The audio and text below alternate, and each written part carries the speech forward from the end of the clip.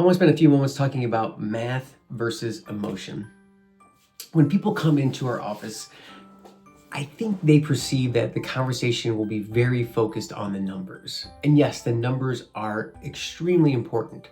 We want to make sure that we are dialing in, making sure those numbers are accurate. But what people are often surprised by is how emotion plays into a decision. A popular one that I'll give a good example here is paying off debt or paying off a mortgage. A question we get often is, should I pay off my mortgage before retirement? And with interest rates being lower, a lot of people have mortgages that are 2, 3, 3.5%.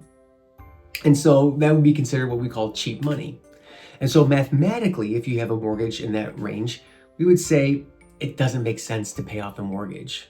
In other words, that payment for the principal and interest is going to remain flat, and it's going to be even more valuable as time goes on. As that payment is locked in, mathematically, keeping that interest rate low and possibly getting higher returns at a bank with CDs or in the stock and bond markets. But emotionally, there is the idea that you can be free and clear. The mortgage is paid off. That feels great. You reduce your expenses. There's less uncertainty if something crazy would happen. And we think that there's a lot of validity in saying, okay, let's pay off that mortgage. Now, we want to be careful in how we pay off that mortgage.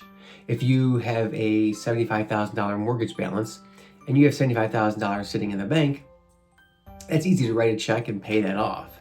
Now, if that's your only $75,000, you've now lost that liquidity. What you may not want to do is take $75,000 out of your 401k because you have taxes to contend with. You might have to withdraw $90,000 to net $75,000. So factor in what the cost of that taxes is. Does it really make sense mathematically to pay off that mortgage in one fell swoop from your 401k? Maybe, maybe not. I guess what I'm getting at here is there is an emotional piece to every decision. There's a spectrum, the math and emotion. And most decisions fall somewhere on that spectrum. It's not all math, it's not all emotion. But we want to make sure that we're spending enough time to think through the implications of the math and the implications of the emotion. And I think that it's a very healthy thing, and people are often surprised by how much the emotional piece of decision making can outweigh the numbers in some cases. And we're here to be sounding boards for that.